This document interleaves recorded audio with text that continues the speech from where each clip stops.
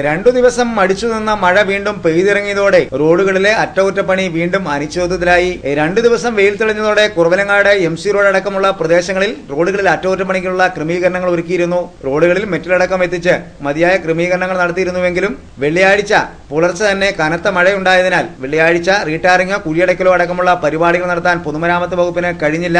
ദിവസങ്ങളായി കാലവർഷം കനത്ത് പെയ്തിറങ്ങിയ സാഹചര്യത്തിലാണ് പല റോഡുകളും തകർന്നത്. ചെറിയ വെയിൽ കണ്ടതോടെ നിർമ്മാണ പ്രവർത്തനങ്ങളുമായി പൊതുമരാമത്ത് വകുപ്പ് രംഗത്തിറങ്ങാൻ നടപടി സ്വീകരിക്കുകയായിരുന്നു. ജില്ലയിലെ പ്രധാന റോഡുകളുടെ എല്ലാ അറ്റകുറ്റപ്പണികൾ 2 ആഴ്ചകളിൽ നടത്താനാണ് ജില്ലാ വികസന സമിതി യോഗത്തിൽ തീരുമാനമെടുത്തത്. എന്നാൽ മഴ വീണ്ടും തുടർന്നാൽ 2 ആഴ്ച എന്നുള്ളത് 2 മാസം എത്തിയാലും നടപ്പിലാക്കാൻ കഴിയാത്ത സാഹചര്യമാണ് എന്നുള്ളതാണ് ഏറെ പ്രതിസന്ധി സൃഷ്ടിക്കുന്നത്. കുറവലങ്ങാട്ട് കോഴ SPT ശാഖയ്ക്ക് മുമ്പിലും കോഴ ജംഗ്ഷനിലുമാണ് നടുവടിക്കുന്ന യാത്ര വാഹനങ്ങളെയും യാത്രക്കാരെയും കാത്തിരിക്കുന്നത്. ഇപ്പോഴത്തെ മഴ തുടരുന്നില്ലെങ്കിൽ 2 ദിവസത്തിനുള്ളിൽ ഇവിടെ റീടാറിംഗ് അടക്കമുള്ള ക്രമീകരണങ്ങൾ നടത്തി റോഡ് ഒരളവ് വരെയെങ്കിലും ഗതാഗത യോഗ്യമാക്കാൻ കഴിയുമെന്നിരിക്കെയാണ് മഴ വീണ്ടും എത്തിയിരിക്കുന്നത്.